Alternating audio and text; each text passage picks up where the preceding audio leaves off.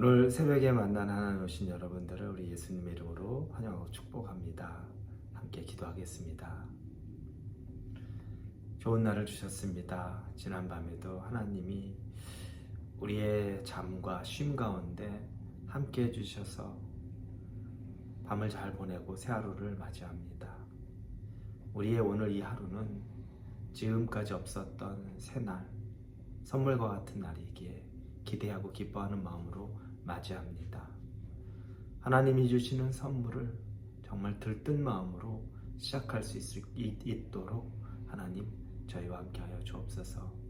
말씀을 주실 때 그 말씀에는 이유가 있고 또 우리에게 하나님이 주시는 깨달음이 있고 도전이 있으리라고 믿습니다.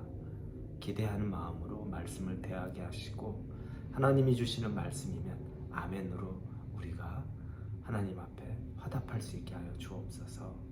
예수님의 이름으로 기도합니다. 아멘. 하나님이 우리에게 주시는 말씀은 창세기 15장입니다. 15장 1절에서 7절까지의 말씀을 같이 나누도록 하겠습니다. 창세기 15장 1절에서 7절입니다. 같이 읽겠습니다. 이후에 여호와의 말씀이 환상 중에 아브라함에게 임하여 이르시되 아브라함아 두려워하지 말라. 나는 내 방패요 너의 지극히 큰 상급이니라. 아브라함이 이르되 주 여호와여 무엇을 내게 주시려 하나이까. 나는 자식이 없사오니 나의 상속자는 이 다메섹 사람 엘리에셀이니 이다. 아브라함이 또 이르되 주께서 내게 씨를 주지 아니하셨으니 내 집에서 길린 자가 내 상속자가 될 것이니라. 여호와의 말씀이 그에게 임하여 이르시되 그 사람이 내 상속자가 아니라 내 몸에서 날 자가 내 상속자가 되리라 하시고 그를 이끌고 밖으로 나가 이르시되 하늘을 우러러 무뼈를 셀 수 있나 보라. 또 그에게 이르시되 내 자손 이와 같으리라.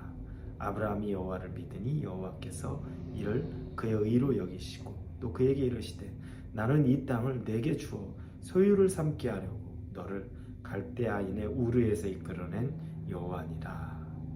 아멘. 이 창세기의 아브라함의 내용을 보면 하나님이 아브라함을 얼마나 사랑하는지에 대해서 정말 말씀을 보면 볼수록 많이 느끼게 됩니다. 오늘 하나님이 다시 아브라함에게 나타났습니다. 지금 나타나는 것은 우리가 창세기 읽은 네 번째에 달하는 모습입니다.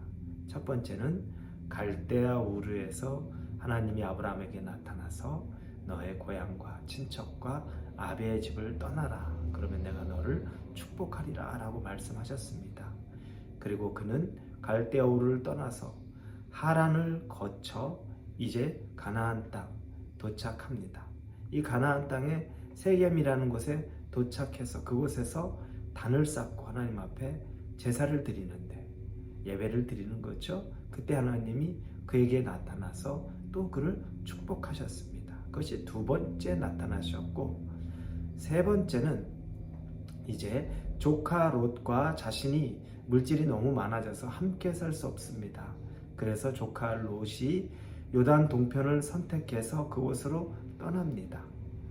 조카가 떠나는 모습 그리고 나서 그를 축복했는데 그런데 그 축복 떠나고 난 이후에 하나님이 이 아브라함에게 나타나서 당신이 이 아브라함에게 또 축복을 주시는 장면이 나옵니다. 동서남북을 가리키면서 그 모든 것이 너와 내 자손의 땅이 될 것이다 라고 말합니다. 왜냐? 아브라함은 요단 동편을 택한 것이 아니라 하나님이 자기에게 말씀하신 가나안을 택하고 있었기 때문에 하나님이 여전히 그에게 또 약속으로 주신 겁니다. 오늘 이 네 번째 나타나신 장면은 이제 소돔과 고모라 땅에 전쟁이 나고 그리고 소돔 땅에 살던 조카 롯이 포로로 붙잡혀갔다는 이야기를 들으면서 자기 군사 318명을 데리고 가서 싸워서 이깁니다. 그리고 모든 포로와 재산을 이 소돔 왕에게 돌려줄 때 소돔 왕이 그러죠. 사람은 나한테 다시 주되 재물은 네가 다 가져도 된다. 그때 아브라함이 그걸 거부합니다. 내가 당신 때문에 세상에서 부자가 됐다는 이름을 듣고 싶지 않습니다. 나는 하나님이 나를 이렇게 만들었습니다. 난 하나님의 사람입니다. 이 마음으로 재벌이 될 수 있을 정도의 기회를 스스로 그냥 놔버립니다. 포기합니다. 그리고 나서 하나님이 곧장 이 아브라함에게 나타나셔서 1절에 보니까 말씀하는 겁니다. 이후에 여호와의 말씀이 환상 중에 아브라함에게 임하여 이르되 아브라함아 두려워하지 말라.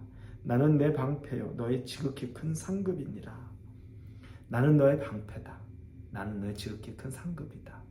네가 나의 이름을 위하여 살아가기를 작정하였을 때 내가 너를 지킬 것이고 또 네가 나 하나로 만족하고 내가 주는 것으로 네가 충분히 만족하다는 마음을 가질 때 내가 너의 상급이 될 것이다.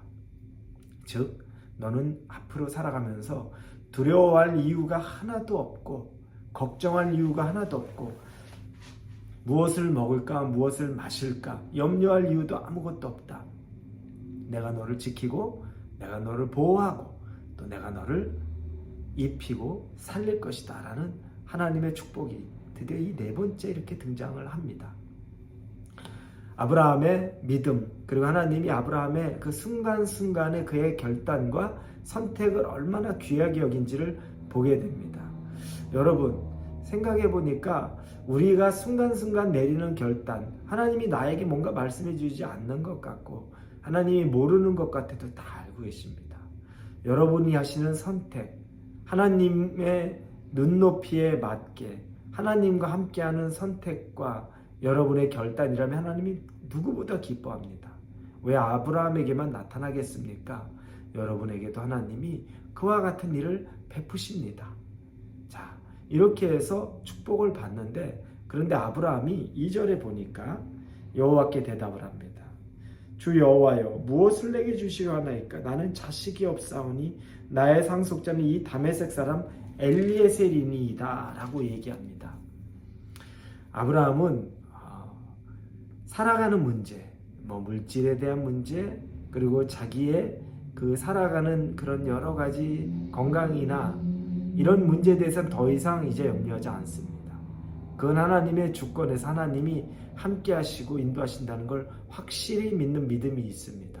그런데 아브라함에게 부족한 것은 지금 자기에게 없는 자녀에 대해서는 아직 연약합니다. 무엇을 내게 주시렵니까? 라고 이야기하면서 나는 상속자가 없습니다. 자녀 없습니다. 그래서 지금 내 종 중에 하나인 엘리에셀이라는 이 종을 통해 나는 내 재산이나 이런 걸 상속하려고 합니다. 그것밖에 방법 없습니다. 이야기합니다. 모든 사람에게는 약점이 있습니다. 우리가 능히 이겨내는 부분이 있습니다. 어떤 사람은요, 이 아브라함처럼 물질의 시험이나 이런 것에 대해서는 한치의 어긋남 없이 잘 이겨냅니다. 그런데 그분의 약점은 또 다른 문제, 이성에 대한 문제라든지 이 세상 육체의 정욕에 대한 어떤 그런 부분에 있어서는 참 많은 시험을 느끼는 경우가 있어요. 그리고 그것도 잘하는 경우인데 어떤 분은 유독 자녀에 대한 것이면 이 끈을 내려놓지를 못합니다. 우리가 이런 부분들이 있습니다. 그리고 어떤 사람은 건강에 대해서 그렇게 집착을 합니다. 건강해야죠. 그런데 그것 이상으로 집착을 합니다. 이런 걸 보면 그 부분에 대해서 어떻게 보면 내가 해야 될 일을 넘어서서 내려놓지 못하는 부분이 있는 겁니다. 아브라함은 자녀의 문제가 그렇습니다. 왜냐하면 해결이 안 되었으니까요. 아직 자기에게 어떤 증거도 없고 증표도 없고 자기만 못 가졌거든요. 당연히 그렇겠죠. 아브라함은 그래서 그게 걸리는 겁니다. 돈의 문제도 아브라함은 유혹이 아닙니다. 자기가 살아가는 지경의 문제도 유혹이 아닙니다. 자손의 문제, 자녀의 문제가 그를 붙잡고 있는 겁니다. 그러니까 이게 잘 믿어지지가 않는 겁니다. 그래서 포기했죠. 포기한 상태에서 엘리에셀이라는 이 다메섹 사람을 통해서 그냥 제가 재산 상속할게요. 재산 상속에 대한 것들만 생각을 합니다. 그런데 하나님은 다릅니다. 하나님은 3절에 주께서 내게 씨를 주지 아니하셨으니 내 집에서 걸린 자가 내 상속자가 될 거니이다. 4절 여호와의 말씀이 그에게 임하여 이르시되 그 사람이 내 상속자가 아니라 내 몸에서 날 자가 내 상속자가 되리라 하시고, 너의 몸에서 태어날 사람이 너의 상속자다. 너의 직계 자녀가 생길 것이다. 내 안에 사례를 통해서 자녀가 생길 것이다. 이 얘기를 하는 거죠. 그리고 나서 그에게 밖으로 나가서 무별, 셀 수 없는 무별을 보여주면서 그와 같이 내 자손이 많을 것이다 라고 하나님이 약속을 해줍니다. 그때 아브라함이 6절에 보니 아브라함이 여호와를 믿으니 여호와께서 이를 그의 의로 여기시고 라고 말합니다. 믿었다고 말합니다. 근데 나중에 우리가 알고 있는 건 아브라함이 후에도 보겠지만 왔다 갔다 합니다. 그렇지만 지금 주시는 걸 그 순간에 또 믿은 겁니다. 믿음으로 받은 겁니다. 그리고 하나님은 그 아브라함이 믿었던 것을 의롭게 여기는 겁니다. 여러분의 마음이 변동될 수도 있고 자꾸 변할 수도 있고 업앤다운 있을 수 있습니다. 괜찮습니다. 연약합니다. 괜찮습니다. 지금 확고한 것이 끝까지 가면 너무 좋겠지만 그렇지 않아도 괜찮습니다. 하나님이 지금 여러분이 믿고 있는 지금 그렇게 될 걸 믿습니다라고 하면 그 자체를 하나님은 의로 여기십니다. 후에 믿음이 없으면 믿음이 없다고 혼날 겁니다. 그러나 또 믿음을 가지면 하나님이 그걸 또 의롭게 여기실 겁니다. 그러니 여러분 너무 멀리 있는 것 그리고 뒤에 있었던 과거 연연하지 마십시오. 오늘 하루 가운데 여러분의 믿음과 여러분의 하나님을 향한 확신 속에 살 수 있기를 바랍니다. 그것이 은혜요 축복입니다. 그래서 우리는 하루하루를 살아가는 사람입니다. 오늘 하루 여러분이 하나님 안에서 승리하시기를 예수님 이름으로 축원합니다. 기도합니다. 하나님, 아브라함이 재물에 대한 것들은 믿음이 확신했지만 자손에 대한 것들은 믿음이 없었는데 이제 그 부분에 대한 믿음을 가졌다라고 나옵니다. 하나님은 그래서 그를 의롭다고 말씀하십니다. 우리도 넘어가기 힘든 부분을 넘어갈 수 있는 힘을 주시옵소서. 그래서 하나님 앞에 의로운 사람이 되게 하여 주옵소서. 예수님의 이름으로 기도합니다.